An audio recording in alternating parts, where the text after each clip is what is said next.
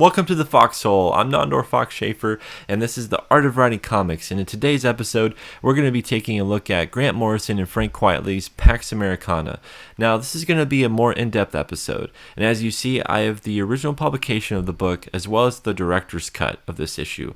And the director's cut features some behind-the-scenes material that we as writers and artists and creators are going to get a lot out of. So please stick around. If you're a fan of Grant Morrison, if you're a fan of Frank Quitely, if you're a Watchmen fan, you're really going to enjoy this episode. I believe Pax Americana to be a modern classic in comic book storytelling. So let's take a look at it.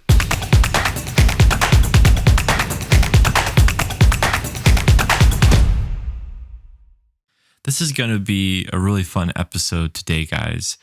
I've been looking forward to taking a look at Grant Morrison and Frank Quitely's Pax Americana. This is an issue that I picked up when it came out and didn't really fully understand it then, and still don't know if I completely comprehend all that's being said and done today. I've read it a few times, and it just always blows my mind every single time I look at it. This was a part of the Multiversity event in 2015 that Grant Morrison helmed, and I didn't really pick up much of it. This was the only thing that really caught my interest, and I had read Batman and Robin by Morrison and Quitely, and absolutely enjoyed that and wanted to take a look at this. And this was, really before I started writing comics when this came out, and it just blew my mind, and the structure and the imagery and the amount of technique and talent and just masterful craft that is done in this book. I cannot say it enough. This is Grant Morrison's take on Watchmen, his stab at it. And I think out of anything Watchmen related that's come out since the original graphic novel, when it comes to really echoing the style of what Alan Moore did with Watchmen, I think Pax Americana is the most faithful adaptation, if you want to call it that, or like I said, homage to Watchmen. So, which is really interesting because Grant Morrison's really not a fan of Watchmen, and that's something that I learned after I had read this, and which is pretty surprising. I know he talks about that in his book Super Gods, which I still need to read. I'd love to take a look at that, but yeah. So here I have the issue that came out, the original issue, and then this is the director's cut. And the director's cut is the story, but it's just Frank Quitely's pencils, none of the colors. So it's the same story, but just we see his pencils, and we'll take a look at that. And also in the back matter, there's some pages from the script from Grant Morrison, and then layouts. And so first we're going to take a look at the original issue, and we'll talk about that, and we'll get to this after, and we'll kind of, maybe help explain some of the things and some of the things I wanted to point out when it comes to the amount of thought and this brilliance that went behind this story and collaboration. This is kind of a perfect issue, perfect comic. I don't know how anyone can look at this and not just be taken to another dimension. It really does some things that I've never seen before in comics, and I love seeing that. So let's take a look with all the introductions out of the side. I'm going to take the director's cut away here, and we're going to go into Pax Americana. Let's check it out. So the first few pages here, we're going backwards in time. And we have the peace symbol And this is something we'll see in the book as we go forward. And it's burning, the flag is burning. President has been assassinated, and it's harking back to JFK assassination. Although I believe this takes place post 9/11. So, and we see this 8, this ring here, and see this is 8 panels, and this is something that we'll talk about more when we get to the director's cut of the book, and that'll help explain what we see here. Do take note of the fact that every page, you'll see a sequence of 4 panels, either like from top to bottom, left to right. It's really something to behold, because I don't think there's one page in this book that you kind of see what I mean. It's kind of hard to explain without showing it, so we'll get to it. But I do recommend follow along with me when I do these videos. If you have this issue, just follow along and let's look at this together. I think it'd be a lot of fun, and you'll get a lot more out of it by looking at it, and we'll find some cool things. So see the blood is going up as we go backwards in time.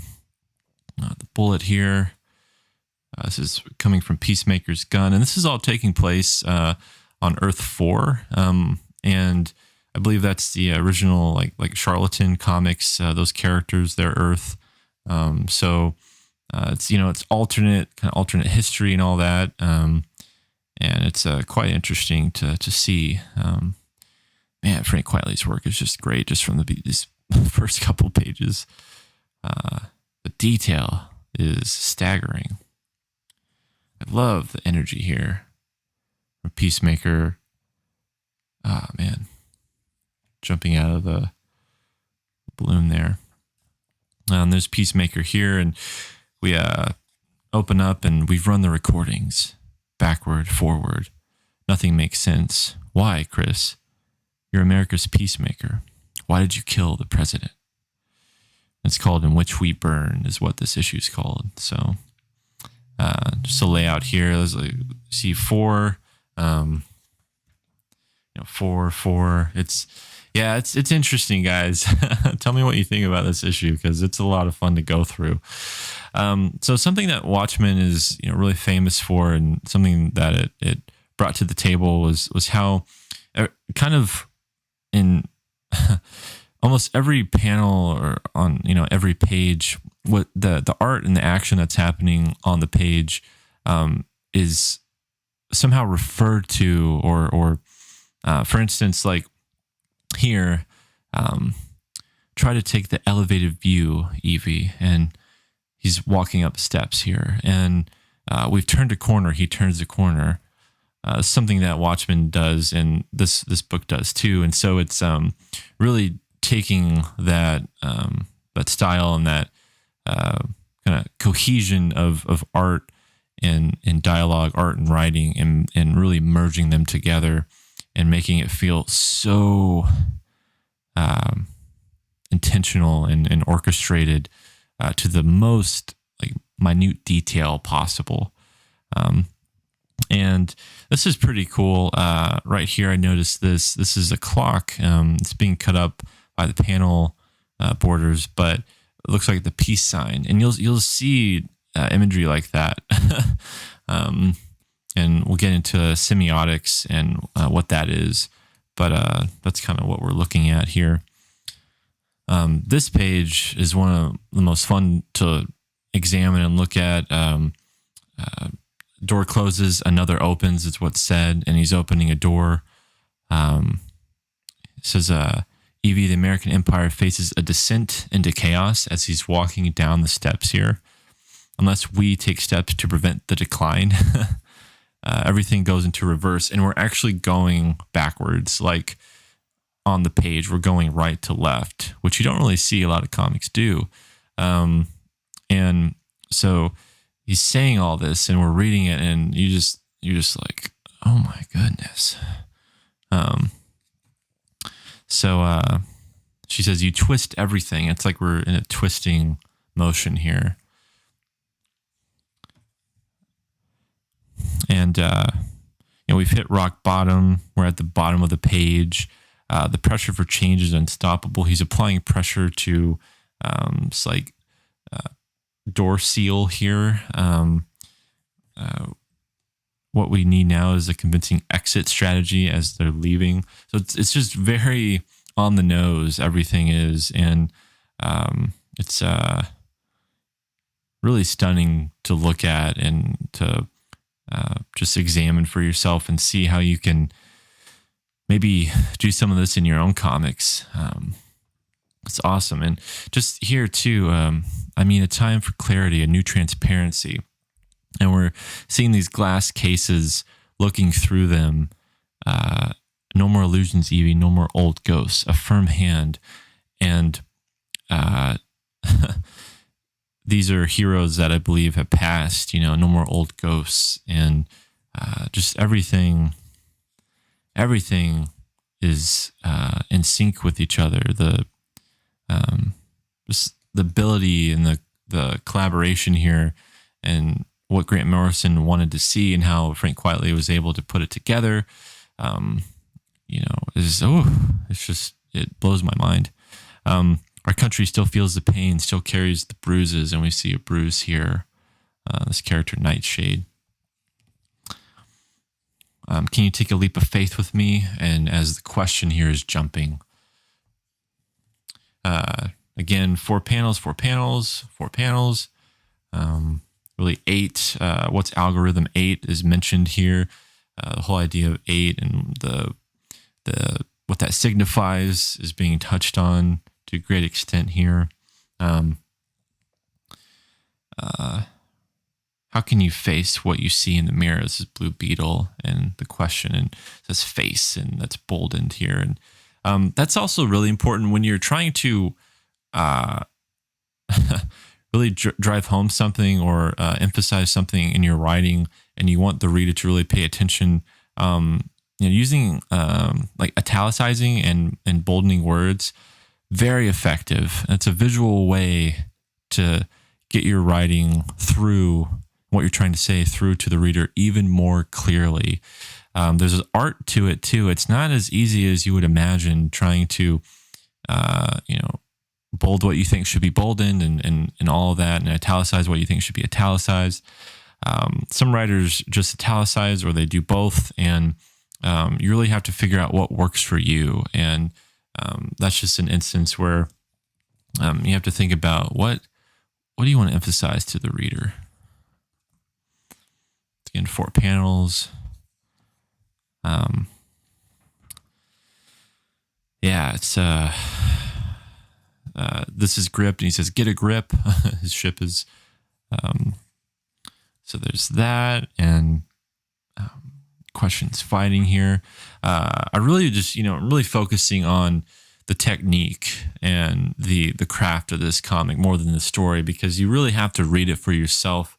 And like I said, even after reading it a few times, there's still more to take from it. And this layout here is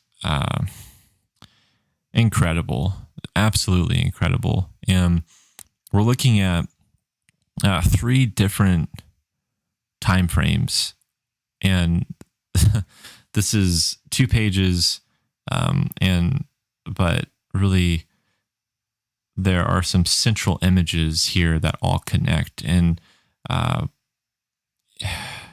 it's it really boggles my mind when I look at it. And this is something that Grant Morrison lays out himself, and that he shows to Frank Quitely. So you can tell Morrison is a visual thinker, of course, and as a writer, I think, could I do something like this? I'd love to, but it's humbling to see just such masterwork and a masterwork being done.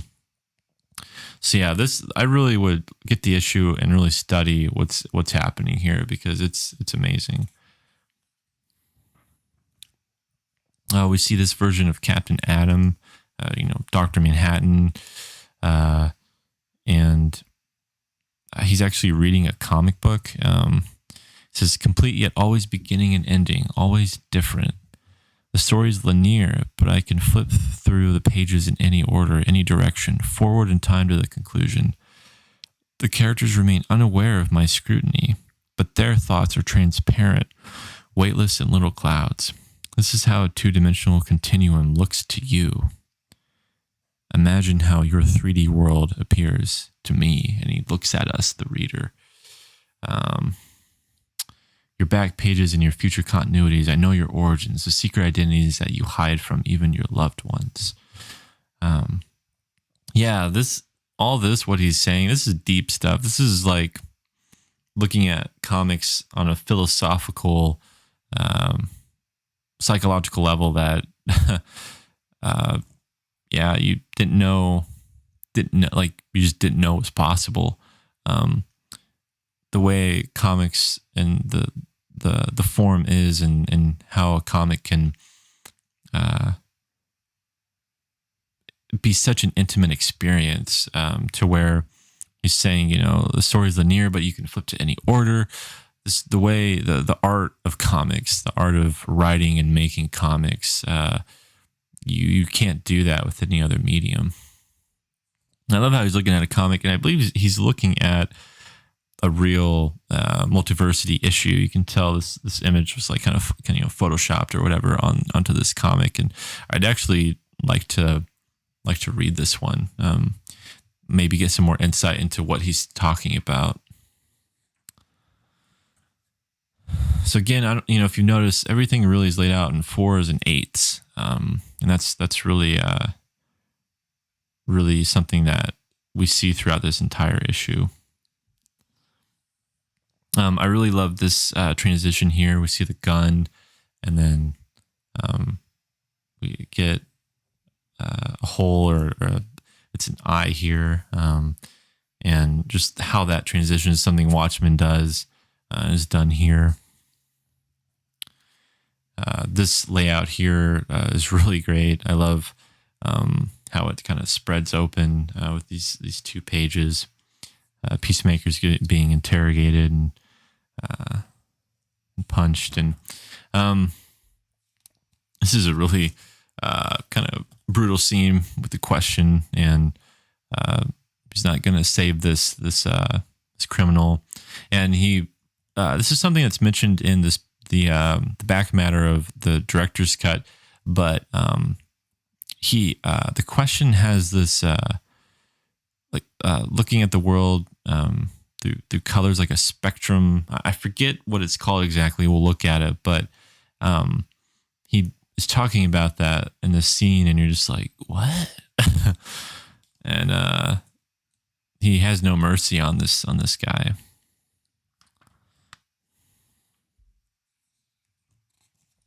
The Justice League of America. This is kind of a flashback of Blue Beetle and the Question, and this team that was being put together by this person who is going to be president. Captain Atom is building the towers. This is in 2008, it looks like, but now there are 3 towers. This is post 9/11, as I was saying, and this sequence here, this version of Captain Atom, he's mentally unstable. He's on a lot of medicine. He takes apart this dog here, and he's just uber powerful and super, just the most powerful beings ever, if not the most. And he's scary. He's a scary character, and how much power he has. And I love Dr. Manhattan. Like I said in my, I believe in the Rorschach issue 1 episode that I did, he's probably my favorite Watchmen character, and I like what Grant Morrison does with him in this issue. Even though it's not Dr. Manhattan, but basically is. And something's mentioned here that we'll see. He's talking about my path took me all around the world, but finally at the age of 23, I found it, Alan, at my father's gravesite, the ultimate algorithm, the pattern that explains everything. I know you've seen it too. An underlying structure hidden in plain sight. And that's what this politician is telling him. And we'll see this really amazing sequence that Frank quietly draws that's just it's crazy. We'll get to that. This is a page here that you see how it's a reflection. The bottom half is a reflection of the top. And we actually see this laid out by Grant Morrison in the director's cut.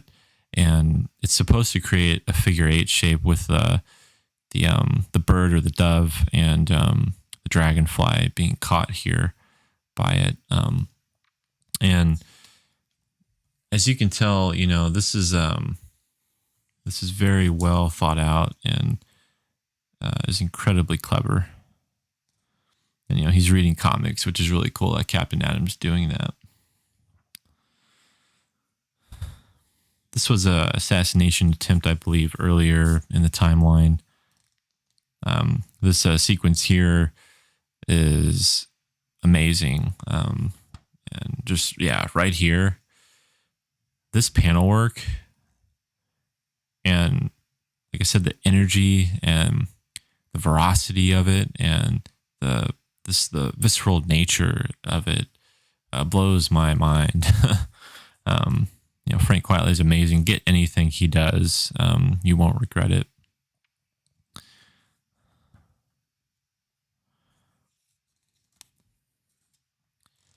Yeah, so get the 4 panels and the question here kind of overdoses this guy. He's looking into Yellow Jacket is this character who's America's first superhero, and he's trying to figure out this murder of, you know, Yellow Jacket. Blue Beetle says there is no murder. It's something that's mentioned earlier. You know, there is no case to this. Here we have him at his father's graveside. Something I mentioned was him talking to Captain Atom, that politician, and that's who this person is here. And we see Captain Atom showing up here. The door has one side and opens both ways. Let me show you. So you get this impression that he manipulated him possibly, or, you know, there's a lot to uncover, and I'm sure there's been some videos and some articles written that really explain everything. But just you know, the everyman looking at this comic, you're really just taken on a journey and experience that probably had no idea you were going to get into. And this is one of my all-time favorite pages of all comics ever.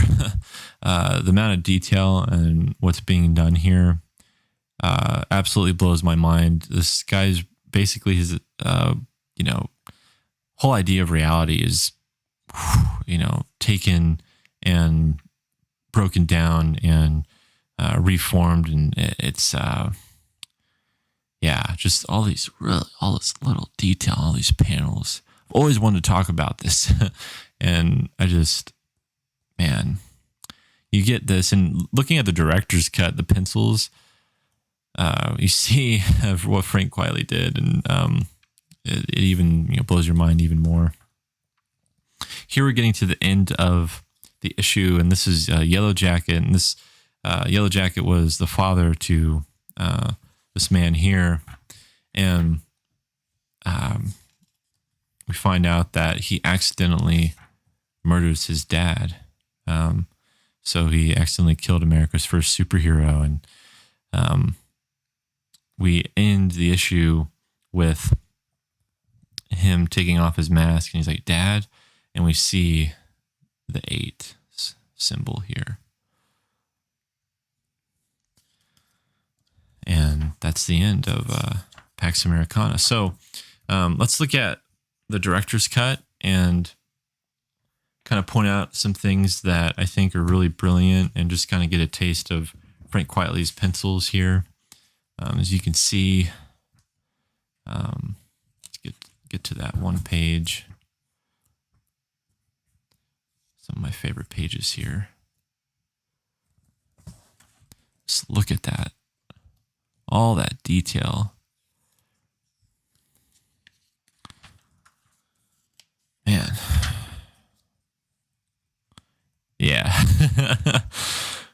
Oh boy.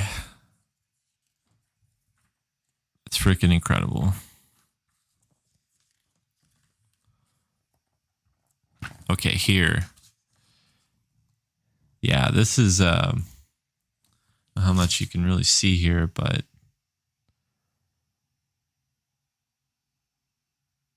that's his pencils. And I don't know how long he took on that page, but I'm sure it wasn't easy. Oh man. All right, so life during peacetime, behind the scenes, Pax Americana. This was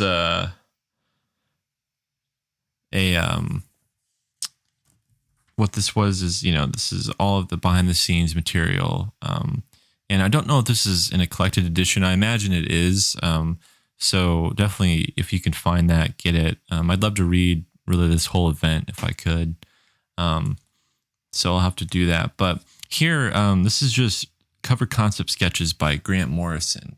And look what he was thinking about the cover.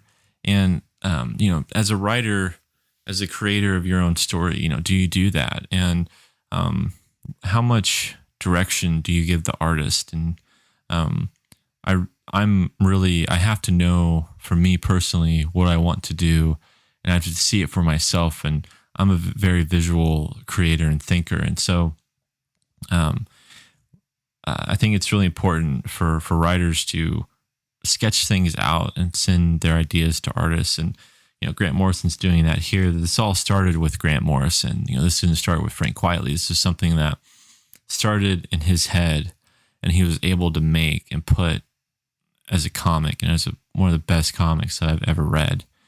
And the craft is just unbelievable. So it all starts here, all starts in the sketchbook, all starts with the messy sketches and all the messy ideas and the things that you'll never use. And, you have to work things out on your own. So this is page 1, the script for page 1. And he says, okay, the game we're playing with Earth 4, which is, of course, the parallel world home of the characters DC acquired from Charlatan, is to create a world aesthetic which takes inspiration from both the original Charlatan characters and also from the most famous and celebrated iteration of those characters, Watchmen. Grant Morrison says, no one's ever really taken up the challenge of Watchmen's intricate, showy narrative tricks and structures, but that's what we're going to do here. Rather than copy Watchmen's grids and transitions, Watchmen was more of that 9-panel structure. We'll create our own updated version of that high-density, semiotic overload approach to comic storytelling. And you're probably like, what? And semiotics are really the study of kind of symbols or signs.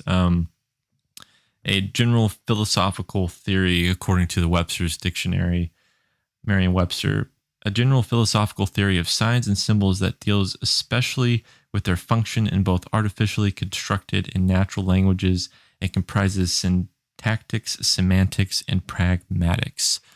So a lot to think about there. And that's something that, Grant Morrison, you can tell he breaks things down on a very philosophical level. And that's what he's thinking about when he's reading comics and making them. And so he says, we're using a basic 8-panel grid structure, which allows us to employ a lot of new storytelling techniques here. The 8 grid breaks down to 16 sometimes, as in Dark Knight. And I think he's referring to Dark Knight Returns, but maybe not.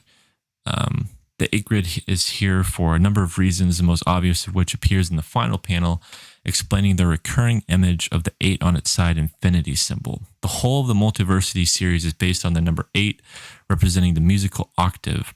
Since its introduction in 1963, the DC multiverse has been described as being made of overlapping vibrations. Like music, so the octave seems to me to represent the fundamental framework of the DCU. In this issue, that number takes on a special significance. Watchmen is mostly set in November, the month of Alan Moore's birthday. Didn't know that. So Pax is mostly set in January, which happens to be not only the month of my own birthday, but ties into the central conceit of symmetrical time as personified by the two-faced Roman god Janus, who stands at the hinge of every year looking to the past and the future simultaneously. where, for instance, Rorschach, Watchmen's rethinking of the Question character, had a black and white moral viewpoint inspired by the objectivist and Randian viewpoint of Steve Ditko. The Question's creator, our new version of the Question, bases his bizarre MO on the developmental spectrum of philosopher Ken Wilber's integral approach, which borrows its color coding from the spiral dynamic system. Instead of an objectivist Ditko vigilante, we have a post-Denny O'Neil Question who interprets the whole world through the lens of spiral dynamics from the black and white morality of Ditko's worldview. We move to a spectrum of motivational colors. There are 8 colors in the system, of course. Yeah, so reading it, you're like, this is really impressive. And then reading the behind the scenes, you're like, this is really impressive. Yeah, I think as writers, we really have to think about the kind of stories we want to tell. If we want to tell meaningful stories, we have to tap into philosophy and psychology and take our writing seriously, and how we want to approach certain themes. Do your research. I mean, this is all research. This is something that Grant Morrison, of course, is probably interested in just naturally, but he wasn't just going to be like, oh yeah, I'll make an homage to Watchmen and we'll do the 9-panel grid and just, kind of do things that people maybe want to see, or, he could sell out and do any of that. That's not what this is. This is someone who loves to make comics and loves the medium and wants to do something meaningful, and that looks at these characters and who's so into these characters. I mean, eat, breathe, sleeps, with these characters. There's some sketches by Frank Quitely for the opening sequence here. This goes through each panel for the first few pages. I really recommend, reading this. I love reading creators' scripts, especially, when I found this and saw they had a director's cut, had to get it. We have some more sketches by Frank Quitely here and some layouts by Frank Quitely. Some even more. There's some in-world posters. Grant Morrison really thought about what he wanted this world to look like in the atmosphere and all that stuff. And he mentions how WWB is a TV network Sage worked for in the Charlatan books. Give it a modern logo style like NBC or Fox. It's different perfumes, something that Watchmen, really took care of with its world building, and he does the same here. This right here are the layouts by Grant Morrison for pages 12 to 13, and this was that 2-page spread that was really one whole sequence that had those 3 different time frames. And so we see what Grant Morrison was wanting to do here and how he, was laying this out himself and getting it to his mind how this would be done. So these are his sketches, and this is sketches by Frank Quitely for the central statue that we see on those 2 pages, and then we see Frank Quitely's layout. So he took what Grant Morrison did and brought it to life and put it together. Of course, like Frank Quitely, artist of his caliber does, and just does an incredible job with it. And these are some more layouts by Quitely. I love looking at this stuff. So this goes back to the that page where it's the politician who's going to be president. His name's Harley, and Captain Adam, and that sequence where you have the reflection. And it says the dragonfly and the bird forming a hidden 8 structure. And so we see how that is an 8 here. So looking at that, when I found that out, I was really just, blown away. And I keep saying that, and that, my mind is just, I love seeing what creators can do and how much thought went into this. And we see some of his notes, says anything you can add to enhance the effect, go for it. Dragonfly swoops around to wind up in bird's beak and final panel. He drew this out and he knew where the characters were going to be. This is a writer's comic right here. It's an artist comic too. It's comics at its finest, but it started with Grant Morrison, and I just think that it's just incredible, and it's great. It's so great. I love how they're showing how he figured this out and did this, because it's something I'd always would want to know. There's some more layouts and thumbnails by Grant Morrison and Frank Quitely through pages 30 through 33.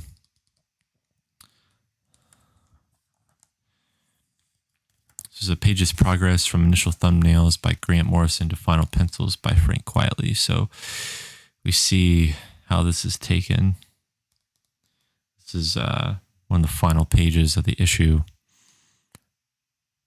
And I love seeing how things change too, how the artist will make things better and, really take it home and make it to where it's even better than what, of course, Grant Morrison thought up. And there we go. It's the end of this episode for Pax Americana. Thank you guys so much for checking this out. Please go find this and let me know what you think, and tell me about what you thought of the story, and how you think it is, and how this stacks up to Watchmen and all that. I love talking about stories like this, and what did you love about this issue? What did you find to be the most enlightening? Please subscribe to this channel. I love talking about Pax Americana. Please like this video, and I love talking comics, and thank you guys so much for watching another episode of The Art of Writing Comics. It's a pleasure. I'm Nandor Fox Shaffer, and I'll see you in the next video.